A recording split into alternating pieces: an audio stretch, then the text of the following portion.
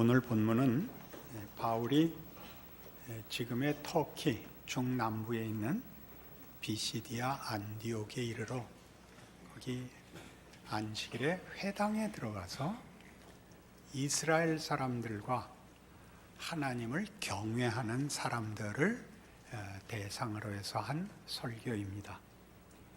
이 설교의 핵심은 예수 그리스도가 메시아인 것을 증거하는 설교인데, 그 설명의 가장 중요한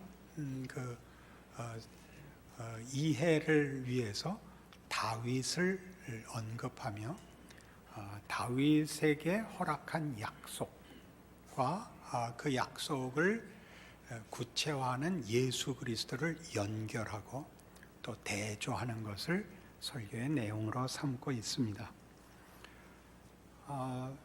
다윗에게 한 약속이라는 것은 사무엘하 7장에 나오는 이것입니다. 한번 찾아보실 필요가 있습니다. 구약 성경 473페이지 사무엘하 7장에 나오는 하나님이 다윗에게 하는 다윗 언약, 그리고 영원한 언약으로 되어 있습니다. 8절 이하를 보시죠. 그러므로 이제 내 종 다윗에게 이와 같이 말하라. 만군의 여호와께서 이와 같이 말씀하시기를, 내가 너를 목장 곧 양을 따르는 데서 데려다가 내 백성 이스라엘의 주권자로 삼고 네가 가는 모든 곳에서 내가 너와 함께 있어 네 모든 원수를 네 앞에서 멸하였은즉 땅에서 위대한 자들의 이름같이 네 이름을 위대하게 만들어 주리라. 내가 또 내 백성 이스라엘을 위하여 한 곳을 정하여 그를 심고 그를 거주하게 하고 다시 옮기지 못하게 하며 악한 종류로 전과 같이 그들을 해하지 못하게 하여 전에 내가 사사에게 명령하여 내 백성 이스라엘을 다스리던 때와 같지 아니하게 하고 너를 모든 원수에서 벗어나 편히 쉬게 하리라. 여호와가 또 네게 이르노니 여호와가 너를 위하여 집을 짓고 네 수완이 차서 네 조상들과 함께 누울 때 내가 내 몸에서 날 네 씨를 네 뒤에 세워 그의 나라를 견고하게 하리라. 이것이 다윗 약속입니다.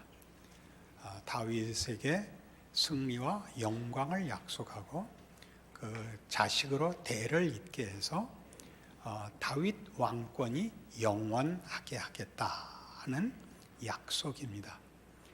다윗 왕권이 영원하게 하겠다는 것은 그 한 왕권을 가지는 그 가문에 관한 약속이 아니라 이스라엘이라는 나라의 영원한 번영과 승리와 안정을 약속하는 것입니다. 이스라엘 역사상 다윗 시대가 가장 그 나라가 행복하고 만족스럽고 영광스러웠고, 그 뒤를 이은 솔로몬 때에는 그 영광을 더 깊이 누리는 역사적 그 경험이 있습니다. 그 약속을 영원히 하는 것은 따라서 예전의 사사시대에 흥망성쇠를 계속하고 반복적인 실패에 빠지고 반복적으로 하나님 앞에 꾸중을 듣고 이웃 나라의 침략을 받고 하는 일이 이제는 없을 거라 하는 약속이죠. 이것이 솔로몬에서 끝났단 말이죠. 그 다음에 나라가 둘로 나뉘었고 북왕조 이스라엘은 아수르에 멸망받고 남왕조 유다는 바벨론에 멸망되었습니다. 이스라엘 백성이 가지고 있는 다윗 왕권의 영원함이라는 것은 이스라엘 민족의 영원한 승리, 영원한 영화를 지칭하는 것인데, 바벨론에 의한 멸망이 무엇인지, 또 우리가 지금 예수님 오셨던 시대에 로마의 속국으로 사는 현실 속에 그 나라를 회복시키고 정치적, 군사적 어떤 독립과 성공을 가져와야 할 메시아가 로마의 관리들에 의하여 채찍에 맞고 십자가에 죽는다는 것은 있을 수 없는 일로 이스라엘 백성들에겐 생각되었던 것입니다. 최소한 이스라엘을 정치적으로 독립시키고 군사적, 사회적, 경제적인 어떤 성취를 가져와 다윗 왕권 하에서 이루었던 번영을 회복하는 것이 그 약속의 성취여야 되는데 예수께서는 힘없이 죽으셨습니다. 그리고 많은 능력을 행사하셨음에도 불구하고 정치적 차원에서 전혀 이스라엘 백성들의 기대와 걸맞는 다윗 왕권의 회복이 전혀 의도된 적이 없습니다. 그러니 예수를 메시아라고 얘기를 하면 유대인들로서는 참을 수 없는 얘기가 되는 것입니다. 그 약속이 예수로 성취됐다면 다윗 왕권의 회복이라는 것은 포기해야 되는 것이니까, 그러면 그것은 하나님의 약속도 헛된 것이요 이스라엘 백성들에게 미래도 없는 것이 됩니다. 그러니 이스라엘이 예수를 믿지 않는 것은 저들의 역사와 저들의 이해 속에서는 너무나 당연한 것입니다. 지금까지도 이스라엘 사람들은 예수를 선지자로는 인정을 해도 결단코 메시아로서는 인정하지 않는 것입니다. 그러나 이제 바울에 의하면 그것은 이스라엘 백성들이 자기네가 가진 다윗 약속을 오해했다는 것이죠. 가장 큰 오해는 뭐냐면 보이는 지상 국가의 완성으로 약속된 나라가 아니라는 것이죠. 우리는 기독교가 내세적이라는 사실을 알고 있기 때문에 당연히 앞으로 올 천국으로 이어야 된다고 당연시 하겠지만 거기 조금 생각할 부분이 있습니다. 다윗에게 그러면 그 약속을 한 것은 무슨 의미인가 하는 것이죠. 다윗 왕권의 그 성공, 승리, 영광은 분명히 하나님 나라의 궁극적인 영광의 한 예표였고 증거였던 것이 사실입니다. 그러나 그 보이는 영화가 하나님이 궁극적으로 요구하는 것이 아닌 가장 큰 증거는 오늘 본문에 계속 대비되듯이 예수와 다윗 사이의 대조는 뭐냐? 가장 중요하게 다윗은 죽었답니다. 다윗은 죽었다. 예수는 사망에 붙잡히지 않고 사망을 이기고 부활하셨다. 이 둘을 대조함으로써 다윗에게 한 약속은 하나님이 궁극적으로 가지는 하나님 나라의 영광과 영원성의 보이는 증거로서는 그를 예표로 세웠을지라도 궁극적인 약속이 이 지상에서 이루어지는 물질적으로 보상되는 정도는 아니었다. 어떻게 알 수 있느냐? 다윗은 죽었으니까. 그리고 그 나라도 망했으니까. 다윗 왕권이 붕괴됐으니까. 그러니 예수가 메시아인 그 증거는 다윗에게 약속했던 그 영원한 영광이 하나님의 뜻 안에서는 죄와 사망을 이겨가지는 영생이요, 하나님의 통치와 하나님이 주시려는 하나님의 자녀라는 이름의 승리로 세워지는 영광이다. 그걸 어떻게 그렇게 이어갈 수 있느냐? 예수를 보라 이거죠. 그는 죽었다가 사셨다. 죽음으로 끝나는 이 세상 나라에서 죽음을 극복함으로써 그것이 영원한 나라일 수밖에 없다는 실제적 증거로 예수께서 부활하심으로 다윗에게 허락한 언약의 진정한 주인공이며 열쇠며 하나님의 약속의 구체적인 증거로 그가 메시아이심을 나타냈다. 이게 바울의 설교의 요지인 것입니다. 우리는 이 문제가 만만치 않다는 것을 압니다. 이 설교는 시작에 그 청종을 누구로 삼았다 그랬죠? 이스라엘과 하나님을 경외하는 자, 오늘 우리 식으로 이해하면 예수 믿는 사람들에게 한 설교입니다. 하나님이 주신 약속들, 하나님이 우리에게 복 주시려고 하신다. 하나님이 우리 인생과 역사의 주인이시다 하는 얘기들을 쉬운 것으로 이해하지 말라는 거죠. 보이는 것으로 이해하지 말고 더 크게 보라고 요구하고 있습니다.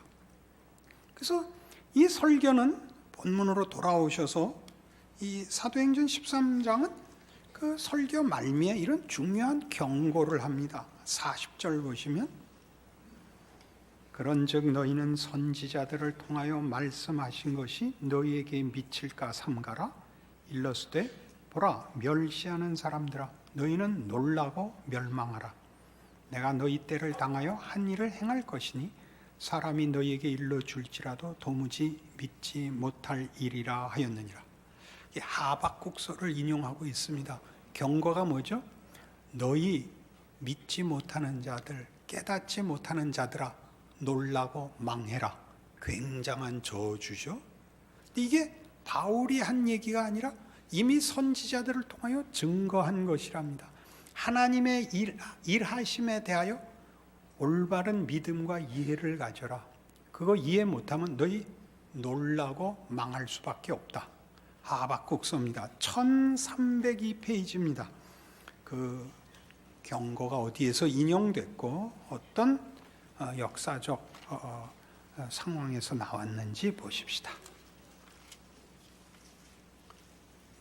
1301페이지네요. 하박국 선지서는 유다가 망하기 직전에 선지자로서 활동한 사람입니다. 하나님의 백성들이요, 하나님이 고른 선택한 나라임에도 이제 불의와 악행이 너무 심해서 사회가 도덕적으로 종교적으로 너무 혼란스러워져서 하박국 선지가 하나님 앞에 호소하고 한탄하는 장면입니다. 1장 2절입니다. 여호와여 내가 부르짖어도 주께서 듣지 아니하시니 어느 때까지리이까. 내가 강포로 말미암아 외쳐도 주께서 구원하지 아니하시나이다. 어찌 내게 죄악을 보게 하시며 패역을 눈으로 보게 하시나이까. 겁탈과 강포가 내 앞에 있고 변론과 분쟁이 일어났나이다. 이러므로 율법이 해이하고 정의가 전혀 시행되지 못하오니 이는 악인이 의인을 애워쌌으므로 정의가 굽게 행하여 지민이이다. 오늘날 우리도 똑같은 현실을 겪지 않나요? 우리가 사는 사회와 우리 시대가 정의가 실현되지 않고 평화가 없으며 이게 억울하고 속이는 일들이 만연한 현실을 맞고 있습니다. 이 문제를 우리 보고 풀라 그러면 어떻게 풀겠습니까? 불의한 자들을 몰아내고 악행하는 자들을 벌주고 사회를 깨끗이 정화해야 되고 올바른 지도자를 세우고 국민 모두가 그 법을 따르며 질서를 지키며 화해해야 된다.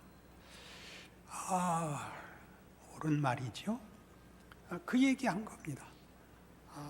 일반 국민들, 일반 사회, 인류 보편적인 차원에서도 이 질문이 나오고 이 요구가 나오고 이 말하자면 비명이 나오는데 하물며 이스라엘 백성이었겠습니까? 하나님이 골라 뽑은 저 종되었던 애굽에서 10가지 재앙으로 바로를 굴복시키고 불러낸 홍해를 가르고 만나와 메추라기를 먹여 젖과 꿀이 흐르는 약속의 땅에 저들을 데려와 사사시대를 경험하고 하나님의 종을 세운 나라요 백성입니다. 그 나라가 이렇게 될 수 있습니까? 우리가 지금 겪는 것과 똑같은 고통과 이해할 수 없는 답답함으로 여러분들이 누구한테 그 호소를 해야 될지 모른다면 이스라엘 백성에게는 분명했습니다. 하나님께 호소하면 됐습니다. 우린 누구한테 해야 되나요? 대법원장에게 해야 되나요? 그러니까 이스라엘 백성이니까 분명한 마지막 호소할 분이 있죠. 하나님, 이럴 수는 없습니다. 이 나라는 하나님의 선민입니다. 하나님, 개입하셔서 이 사회를 정의롭게, 평화롭게 해주십시오. 그러자 하나님이 뜻밖의 이런 답을 했다는 겁니다. 그게 아까 봤던 13장 41절에 인용된 말씀입니다. 1장 5절입니다. 이 답답함으로 한 호소에, 이 당연한 호소에 대해 하나님이 답을 반대로 하십니다. 5절, 여호와께서 이르시되 너희는 여러 나라를 보고 또 보고 놀라고 또 놀랄지어다. 너희의 생전에 내가 한 가지 일을 행할 것이라 누가 너희에게 말할지라도 너희가 믿지 아니하리라. 너희가 상상하지 못할 일이 생긴다. 너 내 백성, 내 나라가 이렇게 혼란스럽고 부패한 것으로 놀랬냐? 더 놀라운 일을 볼 것이다. 누가 그런 일이 생길 거라고 얘기하면 너희 아무도 안 믿을, 그런 일이 있을 수 있는가 하는 일을 내가 이제 할 것이다. 이게 인용된 말입니다. 그게 뭐냐? 6절 이하에 보라, 내가 사납고 성급한 백성, 곧 땅이 넓은 곳으로 다니며 자기의 소유가 아닌 거처들을 점령하는 갈대아 사람을 일으켰나니 그들은 두렵고 무서우며 당당함과 위엄이 자기들에게서 나오며 그들의 군마는 표범보다 빠르고 저녁 이리보다 사나우며 그들의 마병은 먼 곳에서부터 빨리 달려오는 마병이라 마치 먹이를 움키려 하는 독수리의 나름과 같으니라.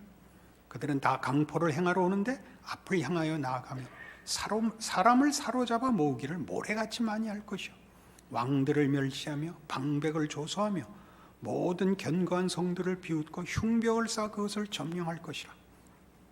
그들은 자기들의 힘을 자기들의 신으로 삼는 자들이라.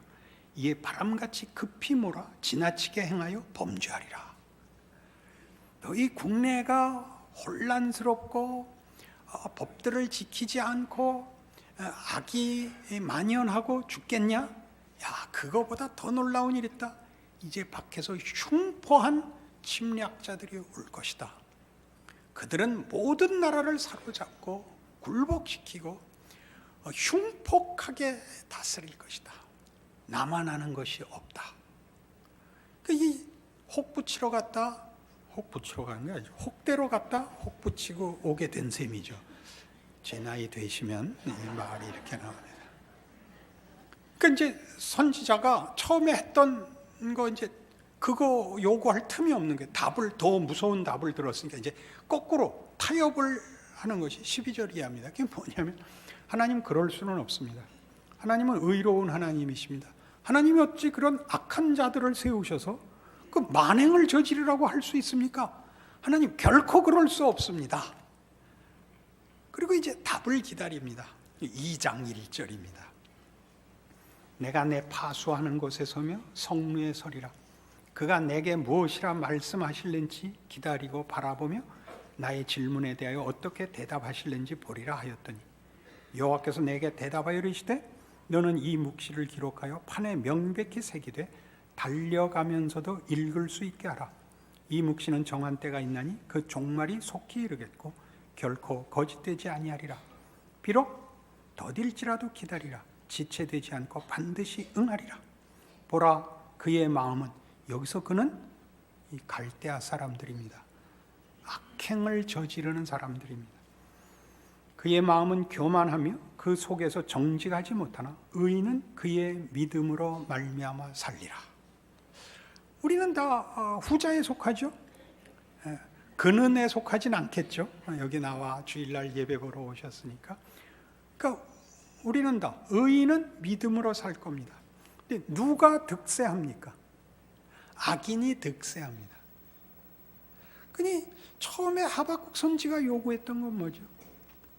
다른 나라는 언급하지 않더라도 최소한 하나님이 선택한 나라만은 정의가, 율법이, 평화가 시행돼야 하지 않겠습니까?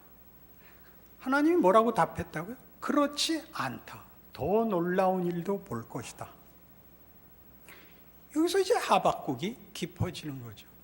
하나님이 약속하시는 나라가 이스라엘과 보이는 것으로 목표되어 있는 것이 아니라는 걸 배우죠. 사도행전 13장의 바울의 설교의 요점은 뭐죠? 보이는 세상이 궁극적인 것 아니다. 그 얘기를 하는 것이죠. 우리 쉽게 내세적이고 종말적이라고 얘기를 합니다. 종말론적이라는 것은 이 세상이 끝이 있다는 것인데, 끝이 있다는 것은 살다가 끝장이 난다는 뜻이 아니라 주인 되시는 하나님의 목적이 있다는 뜻입니다.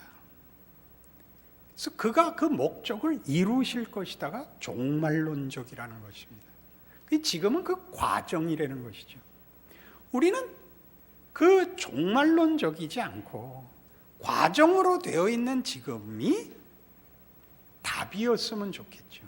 이스라엘 백성들이 다윗의 시대를 소원하고 다윗의 시대를 회복하는 것이 메시아가 와서 할 일이라고 생각하는 것 같이, 우린 예수를 믿었으면 지금 사는 우리 인생 속에서 하나님이 주인이시고 그 약속을 이루시는 분인 줄 보이는 것으로 확인하고 싶죠. 그러니까 우린 다 하박국 같이 기도하게 된 겁니다. 하나님, 이럴 수가 있습니까? 우리는 다릅니다. 우리는 저 사람들과 다릅니다. 우리는 예수를 믿고 하나님 말씀을 따라 살고 기도하는 사람들입니다. 근데 어찌 이런 일이 일어납니까? 그러니까 하는 얘기죠. 내가 한 가지 일을 행할 텐데 너희는 다 믿지 않을 것이라. 너희는 놀라고 또 놀라고 그리고 망해라. 그걸 하박국에게 그 얘기를 함으로써 내가 가지고 있는 기본적인 이해의 어떤 껍질을 깨라. 하나님이 누군가를 하나의 민족신으로 국한하지 말며 한 시대로 시간을 제한하지 마라. 내가 얼마나 큰 걸 하려고 그러고 얼마나 큰 약속을 하고 있는지 아느냐? 라고 하박국을 깨우쳤듯이 지금 바울은 똑같이 그 이스라엘과 하나님을 경외하는 자들, 다윗의 약속, 하나님의 영원한 약속의 회복과 성취를 기다리고 있기 때문에 예수님을 이해할 수 없었던 사람들 앞에 예수가 그 약속의 진정한 성취다 라고 설교를 하고 있는 것입니다. 그러니 우리가 예수를 믿고 우리의 인생을 사는 어떤 역사적 현장, 우리가 속한 시대, 우리가 사는 환경 속에서 끊임없이 우리 마음에 하나님의 약속이 지금 실현되기를 바라지요. 당연히. 그러나 하나님은 증거밖에 주시지 않습니다. 다윗을 세워 하나님이 주실 약속하고 목적하는 나라는 이렇게 영광된 것이다 라는 증거를 줬을지언정 그것이 영원한 나라 자체는 아니기 때문에 다윗은 죽었죠. 우리 모두가 죽듯이 다윗도 죽고 말았고 이스라엘도 망하고 말았죠. 그렇게 함으로써 하나님이 하신 약속이 얼마나 큰 것인가를 보이고 있습니다. 그냥 예수 믿는 우리 모두에게 이 일은 동일하게 반복되고 있습니다. 하나님의 약속의 신실함과 그가 역사와 운명의 주인이시라는 것을 확인시키는 일들은 늘 반복됩니다. 회개가 있고 기도의 응답이 있고 기적이 있습니다. 그러나 세상이 예수를 믿지는 않습니다. 세상이 예수를 믿지 않는다는 것은 세상의 권력이 기독교가 되고 천국이 되지 않습니다. 그것은 지금 우리가 알고 있는 이 시공간보다 더 큰, 말하자면 영원한 나라라는 것은 우리가 상상할 수 없는 훨씬 큰 것이라고 가르치고 있습니다. 그래서 그 하나님의 약속의 어떤 구체적인 확인은 예수밖에 없습니다.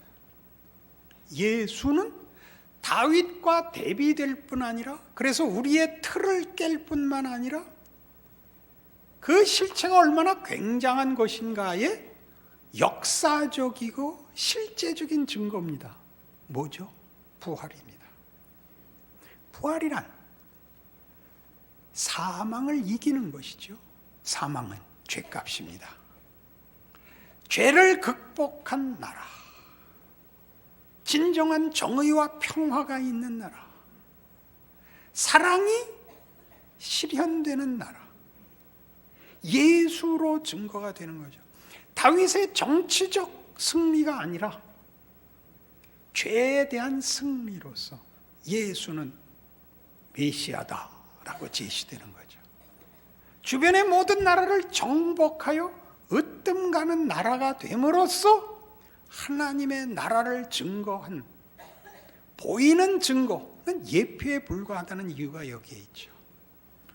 누구를 싸워 이긴 나라가 아니라 죄를 극복한 나라, 하나님과의 관계가 완성된 나라, 그것이 사도 바울의 설교입니다.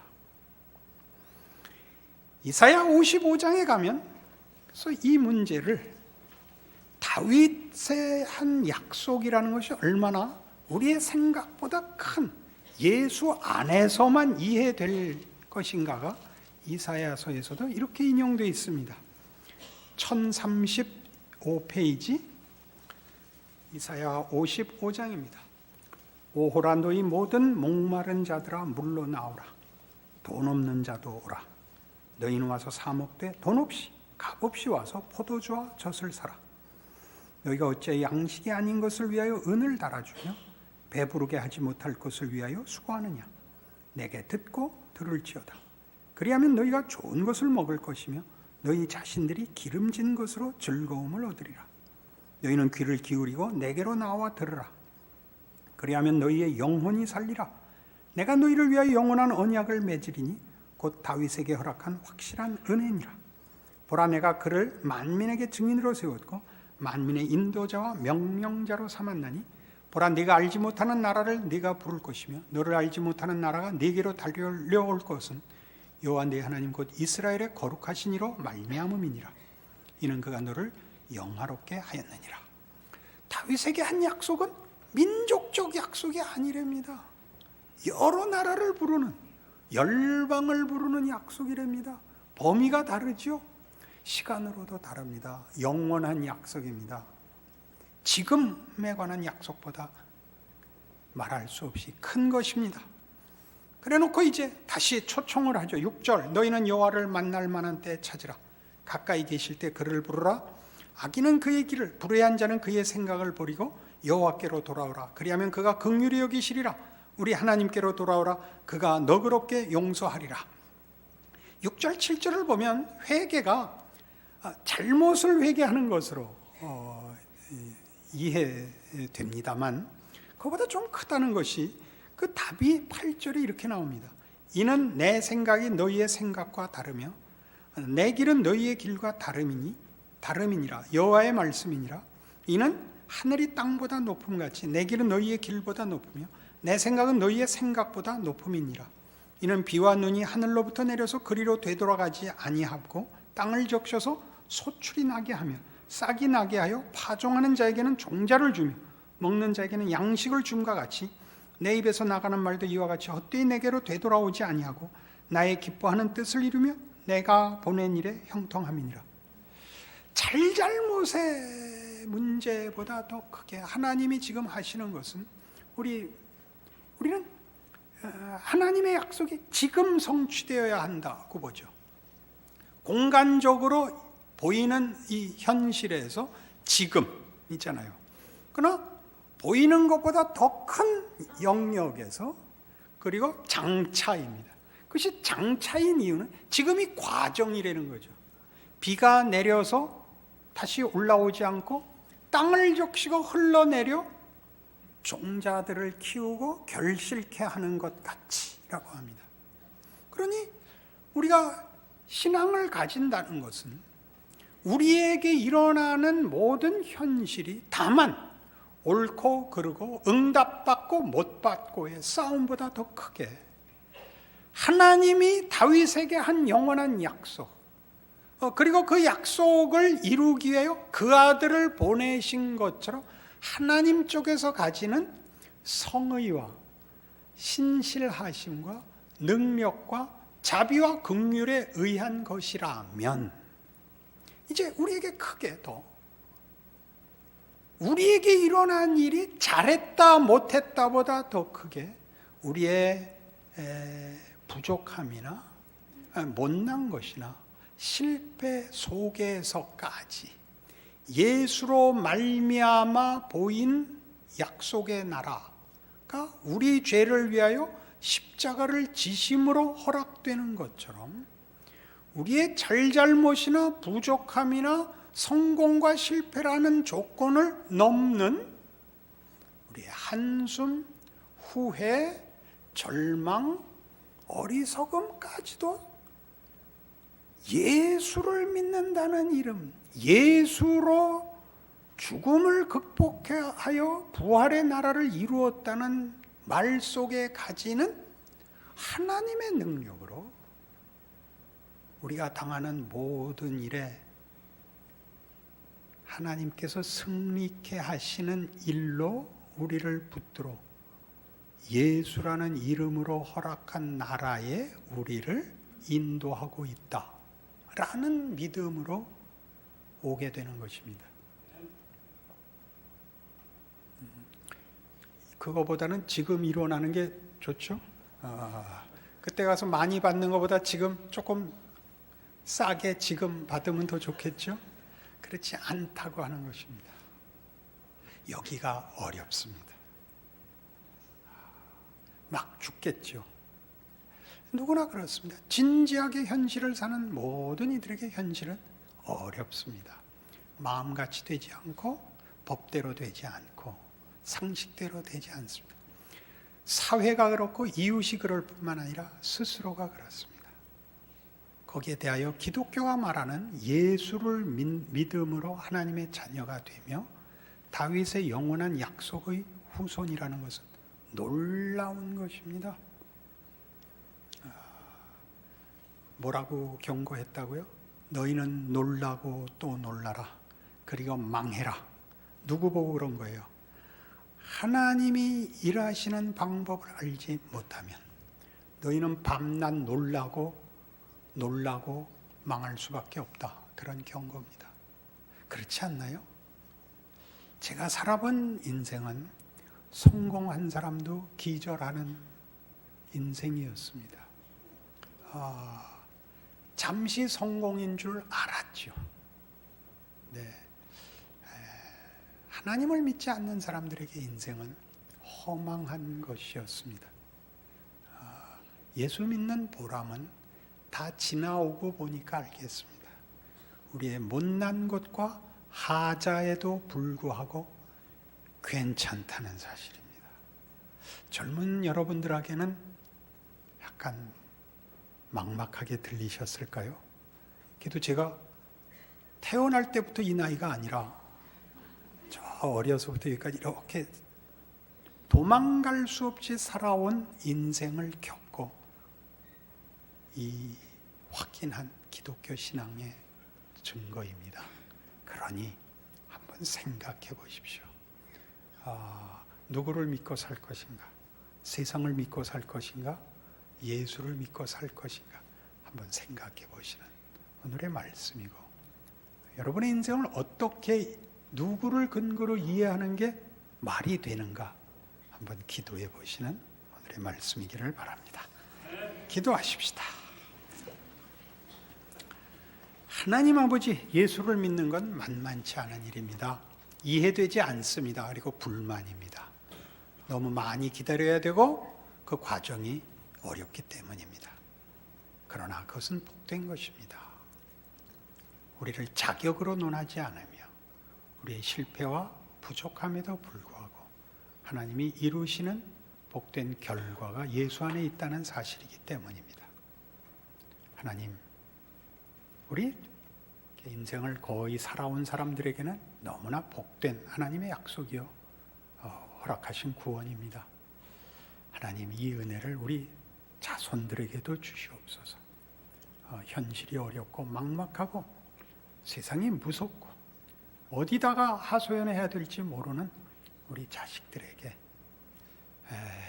우리가 믿고 찾아오신 하나님이 누구신지, 예수가 누구인지 알게 하셔서 하박국의 질문만이 아니라 그의 마지막 찬송도 우리의 모든 그 고백이 되도록 축복하여 주시옵소서.